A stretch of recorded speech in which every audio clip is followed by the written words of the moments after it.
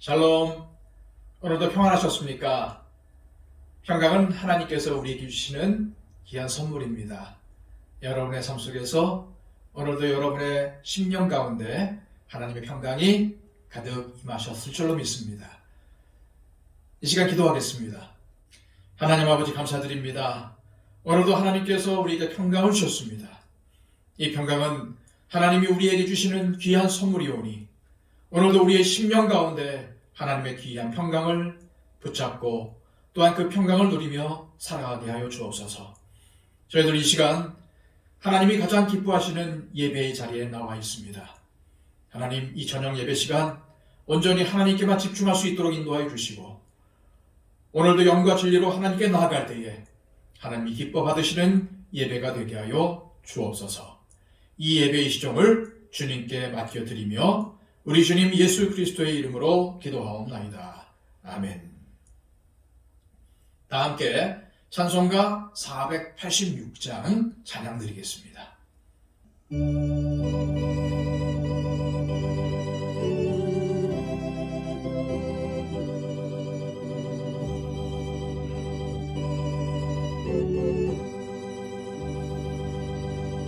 이 세상에 근심된 일이 많고 참 평안을 몰랐구나. 내 주 예수 날 오라 부르시니 곧 평안히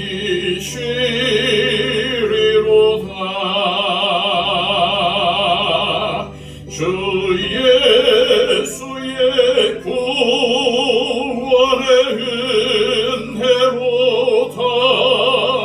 참 기쁘고 즐겁구나.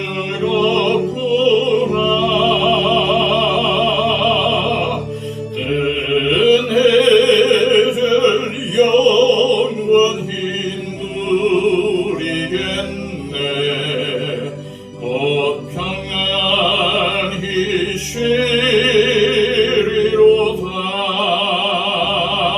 쉬리로다.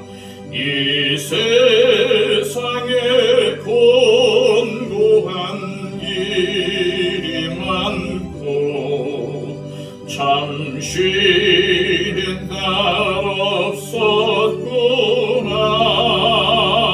없었구나. 내 주 예수 날 사랑하시오니 곧 평안히 쉬리로다. 주 예수의 구원의 은혜로다. 참 기쁘고 즐겁구나.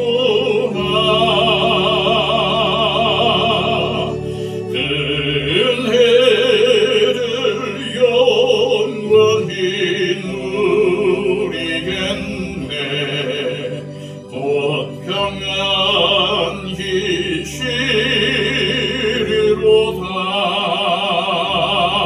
쉬리로다. 이 세상에 죄악된 일이 많고 참 죽을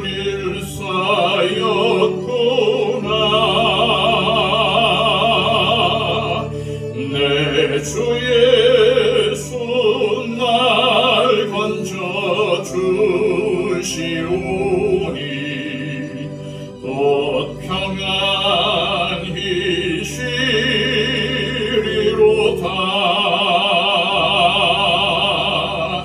주 예수의 구원의 은혜로다. 참 기쁘고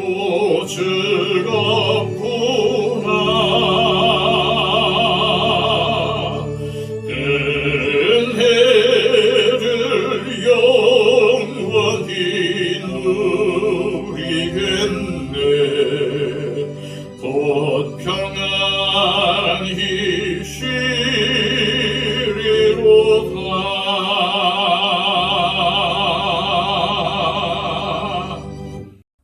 우리 찬송 하나 더 부르겠습니다. 찬송가 539장입니다.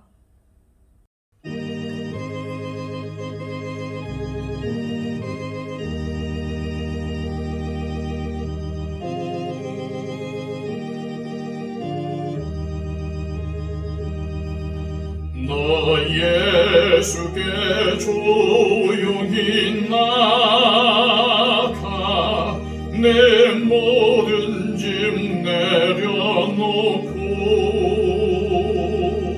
주 십자가 사랑을 믿어 죄 사함을 너 받으라. 주 예수께 조용히 나가 내 마음을 쏟아놓으라.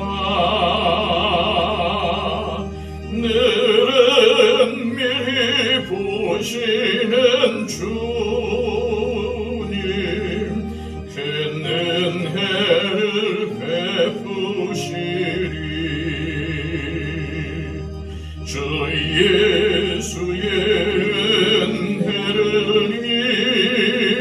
입어 내 슬픔이 없어지리. 내 이웃을 늘 사랑하여 너 받은 것 거저주라. 주 예수께 조용히 나가 내 마음을 쏟아놓으라. 늘은 미리 보시는 주님 큰 은혜를 베푸시리.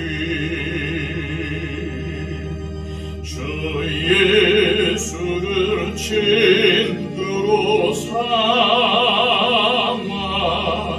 늘 내 옆에 모시려라. 그 영원한 생명샘물을 내 마른 못 죽이어라.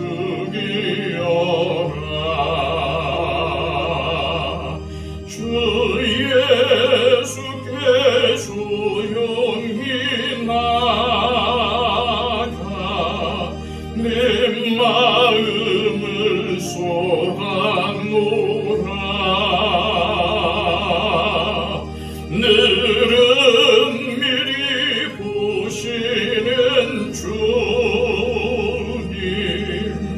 큰 은혜를 베푸시리. 너 주님과 사귀어 살면 새 생명이 넘치리라. 주 예수를 찾는 이 앞에 참 밝은 빛 비추어라. 주 예수께 조용히 나가 내 마음을 쏟아놓으라.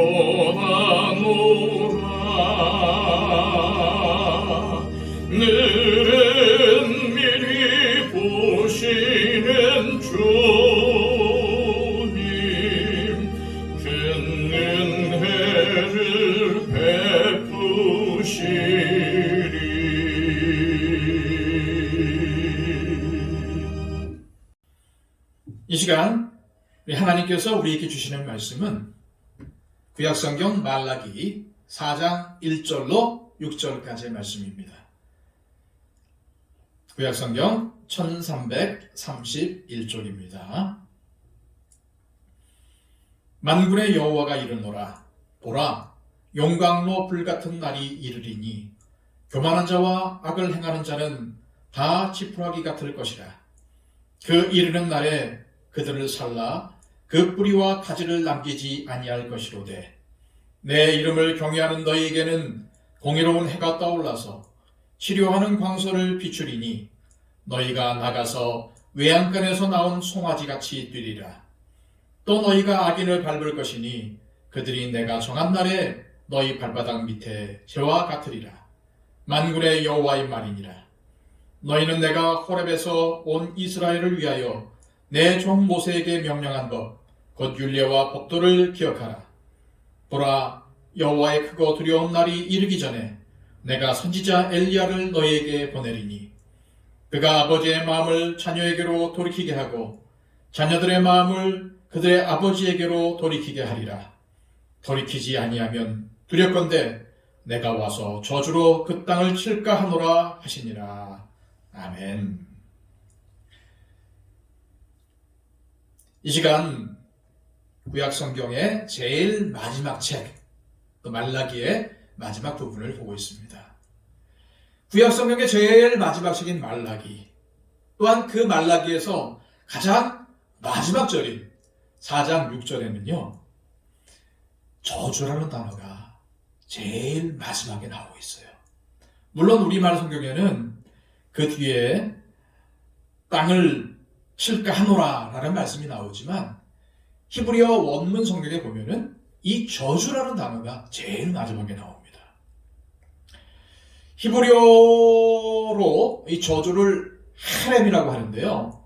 이 말은 하나님께서 내리시는 저주를 의미하며 우리말 성경에서는 오늘 본문처럼 저주, 또 하나님께 바친다, 또는 진멸이라는 말로 번역이 되어 있습니다.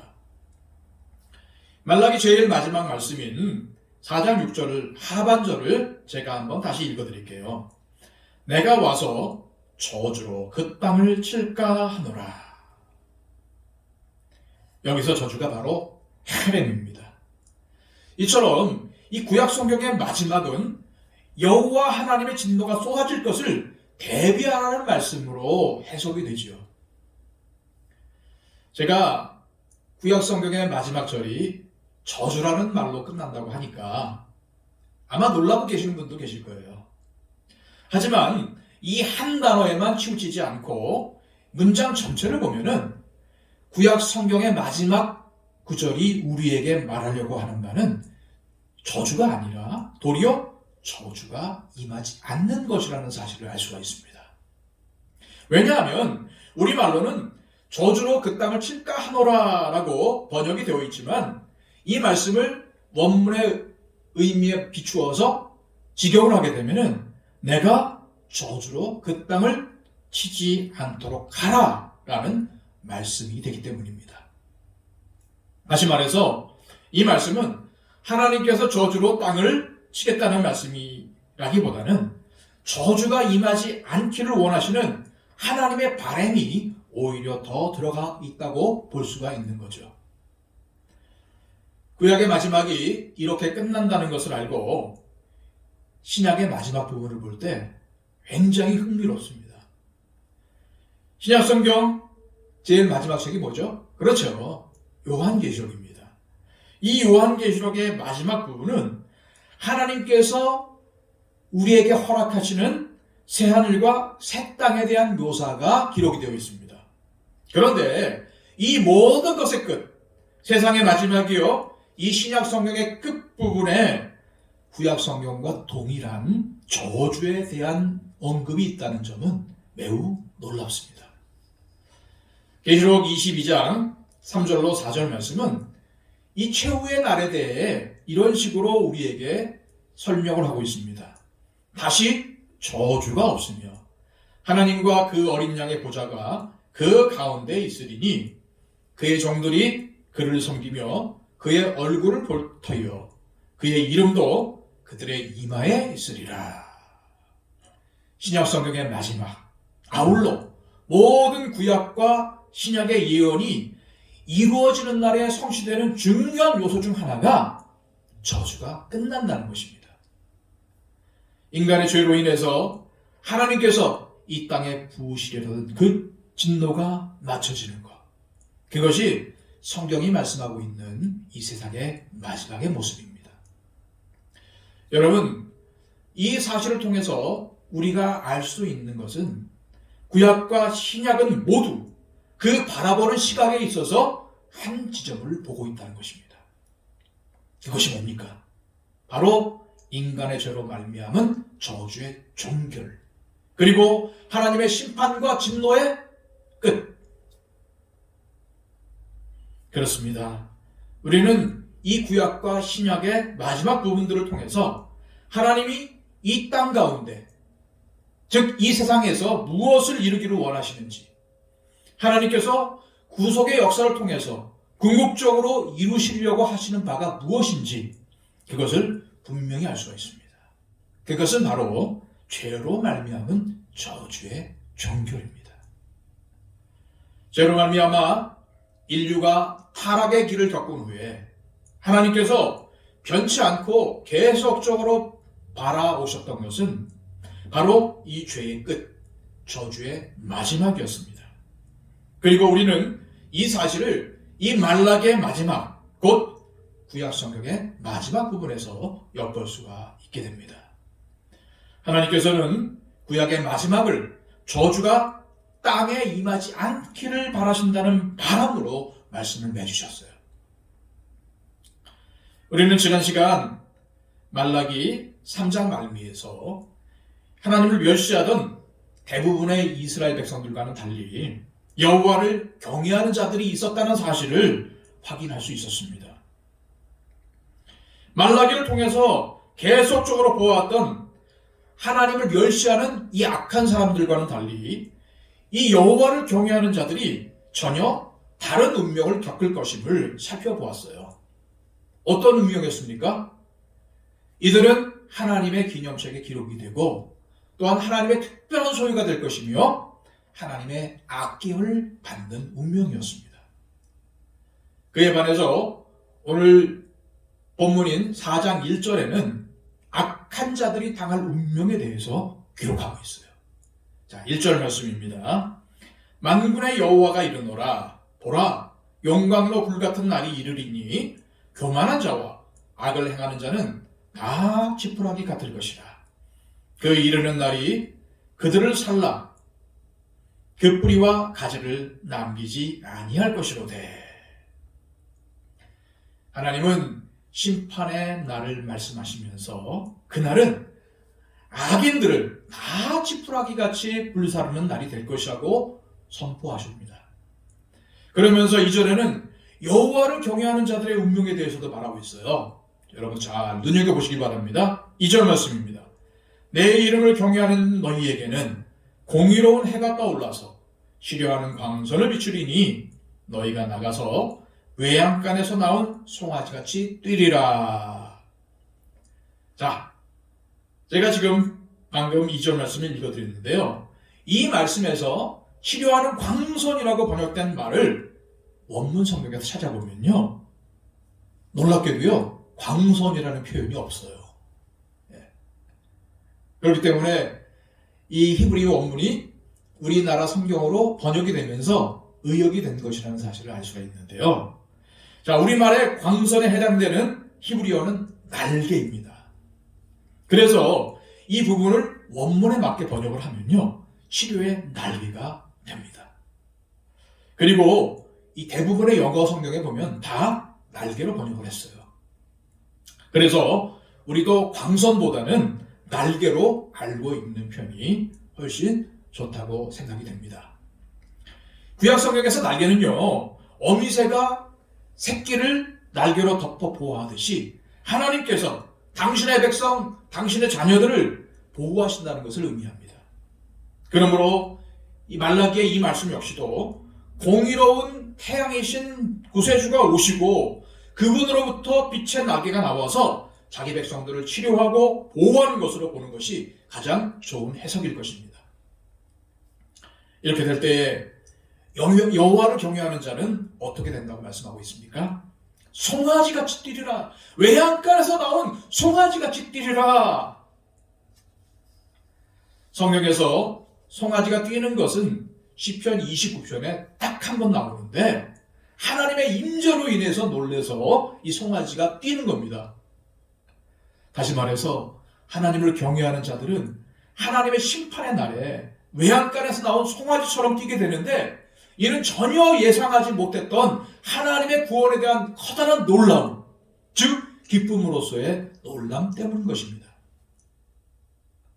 이렇게 1절과 2절 말씀은 우리에게 하나님께서 악한 자들은 지푸라기 같이 살으시고 하나님을 경외하는 백성들은 공의의 태양이신 주님께서 치료의 날개로 덮으시고 놀라운 구원으로 송아지같이 뛰게 해주시겠다는 내용을 담고 있습니다. 즉 하나님의 무서운 심판과 그에 상반되는 놀라운 축복의 말씀이 함께 나타나고 있는 것이죠. 그러나 여러분, 이 말라기는요 여기에서 끝나지 않습니다. 물론 1절과 2절 말씀에서 끝나도 전혀 어색하지가 않아요. 하나님께서 하나님을 경외하는 자에게는 은혜와 축복을, 하나님을 멸시하는 자들에게는 심판을 내리신다라는 말씀은 구약 성경의 여러 부분들과도 일치되는 내용입니다. 그런데도 말라기는 여기서 끝나지 않지요.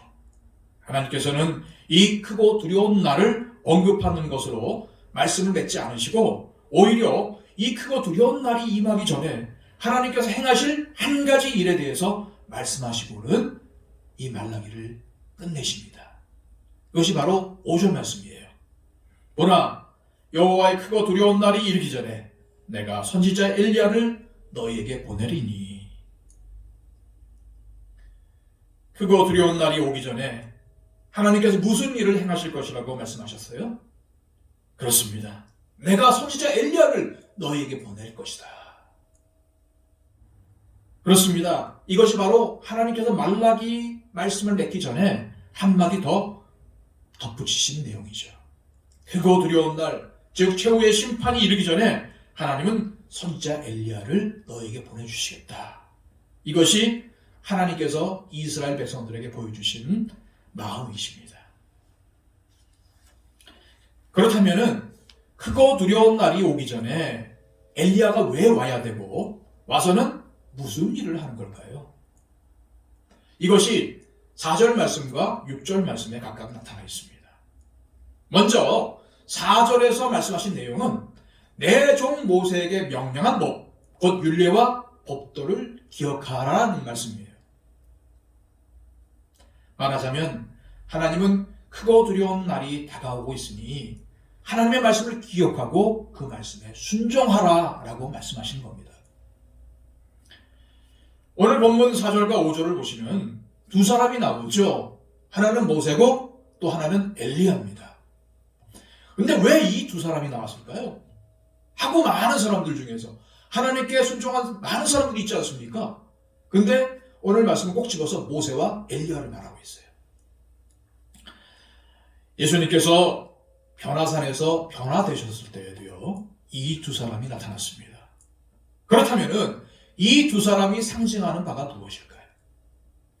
여러 가지 설명이 가능하겠지만 가장 분명하고 확실한 것은 두 사람이 율법과 선지자를 대표하는 인물이라는 겁니다. 그리고 성경에서 율법과 선지자는 구약성경 전체를 가리키는 말이기도 합니다. 하나님께서 크고 두려운 날이 이르기 전에 이스라엘 백성들이 행해야 할 일들이 무엇인지 모세와 엘리야를 통해서 분명하게 보여주신 것입니다. 모세는 율법을, 엘리야는 선지자를 대표하며 율법과 선지자가 함께 쓰일 때는 구약 성경 전체를 나타내기 때문에 하나님 지금 이스라엘 백성들에게 심판의 날이 오기 전에 하나님의 말씀을 지키고 순종하라고 말씀하고 있는 것입니다. 그러면 이 선지자 엘리야가 와서 하는 일은 무엇일까요? 6절에 말씀이 나옵니다. 그가 아버지의 마음을 자녀에게로 돌이키게 하고 자녀들의 마음을 그들의 아버지에게로 돌이키게 하리라. 4절에서는 크고 두려운 날이 오기 전에 하나님의 말씀을 지키라고 말씀하고 있습니다. 그런데 하나님은 이 하나님의 말씀, 곧 율법만 지키라고 말씀하신 것이 아니라 그들이 그렇게 하나님의 말씀을 지킬 수 있도록 돕기 위해 엘리야도 보내주신다는 거예요. 선지자 엘리야가 와서 하는 일이 무엇이라고 되어 있습니까? 아버지의 마음을 자녀에게로, 자녀들의 마음을 아버지에게로 돌이키는 것이 선지자 엘리야가 와서 하는 일이라는 겁니다. 무슨 말씀입니까? 하나님께서 선지자 엘리야를 보내시는 이유는 하나님 아버지와 자녀 이스라엘의 관계를 회복시키기 위해서라는 말씀이에요. 하나님의 말씀에서 떠나 있는 자들이 하나님의 말씀으로 돌아올 수 있도록 그들에게 이 기회를 허락하는 것, 그것이 엘리야가 와서 하는 일이라는 겁니다. 이 말씀을 통해서 우리는 하나님의 본심을 잘 이해할 수가 있습니다. 앞에서도 말씀드렸지만 구약 성경 전체의 마지막 구절은 저주라는 단어로 끝이 납니다. 그런데 하나님의 본심은 이 땅을 저주로 망하게 하고 싶지 않으시다는 거예요. 그렇습니다. 하나님은 인간의 죄악과 그로 인한 고통을 즐기시는 분이 아니시고 자기 백성이 죄악으로 죽어갈 때에 그 죽음을 기뻐하는 분이 아니십니다. 에스겔에서 하나님께서 이렇게 말씀하지 않으셨습니까? 에스겔 18장 23절 말씀입니다. 주 여호와의 말씀이니라. 내가 어찌 악인이 죽는 것을 조금인들 기뻐하랴. 그가 돌이켜 그 길에서 떠나 사는 것을 어찌 기뻐하지 아니하겠느냐. 하나님은 악한 자들을 위해서 심판의 때를 예비해 두십니다. 그리고 그날은 크고 두려운 날로 묘사되어 있죠. 하지만 하나님의 이름을 경외하는 사람들은 구원을 받을 것입니다. 그러나 교만한 자와 악을 행하는 자는 다 지푸라기처럼 용광로 불에 타서 사라질 것입니다. 그런데 하나님은 크고 두려운 날이 오기 전에 선지자 엘리야를 먼저 보내십니다. 그래서 죄악된 이스라엘 백성들이 완악한 마음을 버리고 하나님께 돌이키기를 원하셨어요. 하나님의 말씀을 지키지 않고 하나님으로부터 멀리 떠나 있던 자들에게 하나님께서 주시는 돌아오라는, 돌이키라는 메시지입니다. 여러분, 역사의 심판자는 하나님이십니다. 악한 자들에 대한 심판이 언제 이루어져야 될지 하나님은 스스로 잘 알고 계십니다. 그런데 하나님은 이들을 긍휼히 여기십니다. 이들이 멸망받기를 원하지 않으십니다. 그래서 하나님은 사람들에게 외칩니다. 나의 율례와 법도를 기억하라.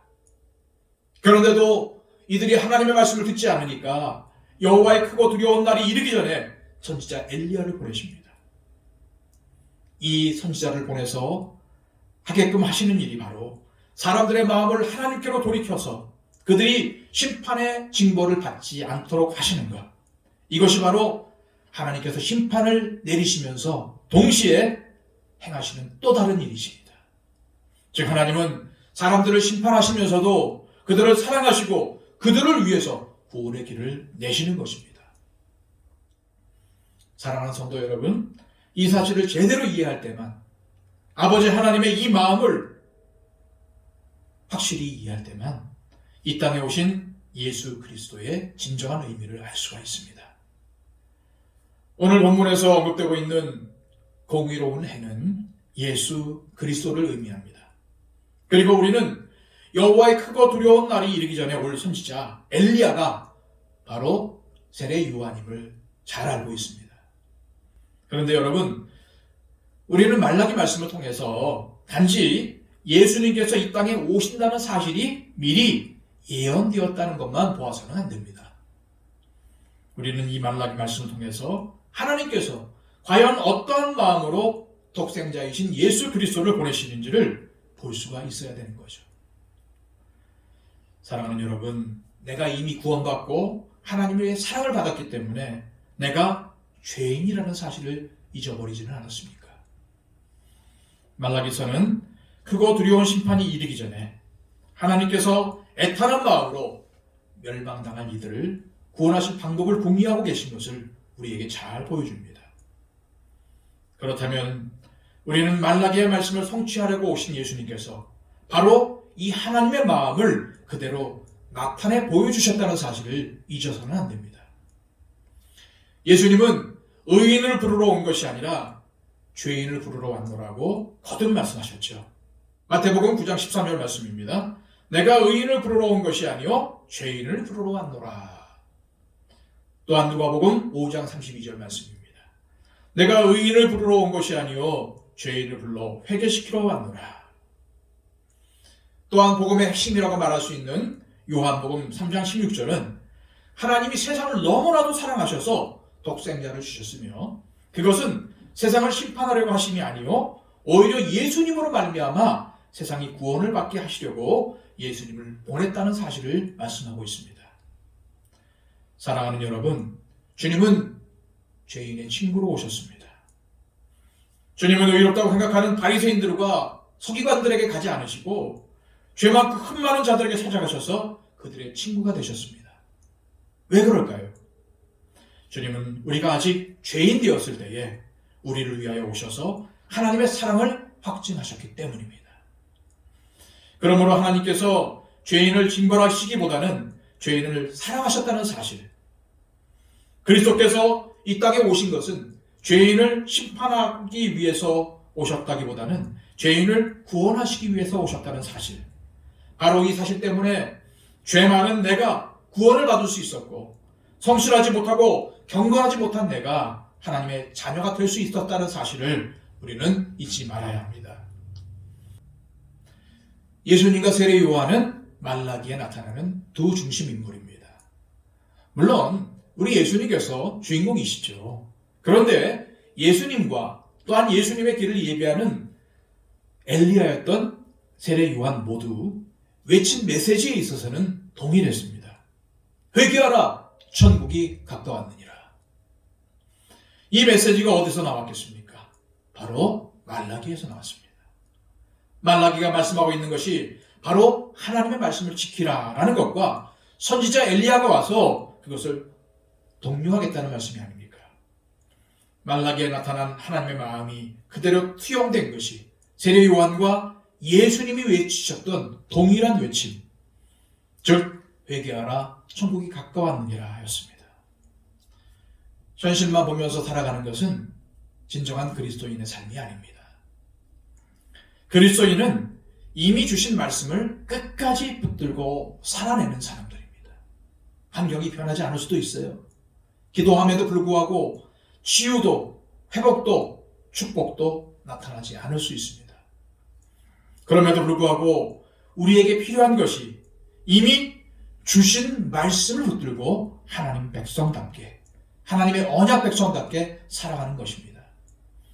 그리고 동시에 마지막 날, 주님 오실 날을 고대하며 살아가는 것입니다.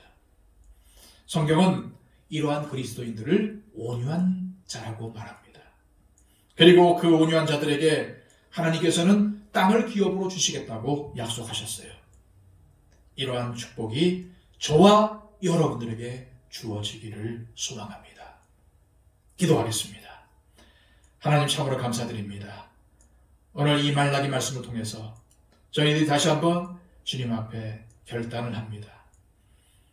하나님께서는 죄인 한 사람조차 멸망당하기를 원치 않으신다는 사실, 이 땅의 심판이 아니라 하나님의 축복이 임하기를 원하신다는 사실을 깨달았습니다. 하나님, 저희들은 죄인입니다. 그럼에도 불구하고 예수 그리스도의 그 사랑과 하나님의 그 은혜 가운데서 저희도 구원받았고 또한 앞으로의 소망 가운데 살아갈 수 있게 되었습니다. 주님, 이 시간 내가 어떠한 사람인지 다시 한번 기억하기를 원합니다. 하나님, 나의 죄인됨을 기억하게 해주시고 죄인임에도 불구하고 끝까지 믿음 붙잡고 말씀 붙잡고 살아남아 다시 오실 예수님을 고대하며 소망 가운데 살아가는 그런 소망을 저희들 결단해 봅니다. 주님, 이 시간 우리의 마음을 붙잡아 주시고 이 험한 세상, 이 어려운 세상, 비록 하나님의 은혜가, 축복이, 또한 상황이 변하거나 바뀌지 않아도 저희들 끝까지 믿음을 지키겠나라고 결단하며 살아갈 수 있도록 인도하여 주옵소서. 예수 그리스도의 이름으로 기도하옵나이다. 아멘.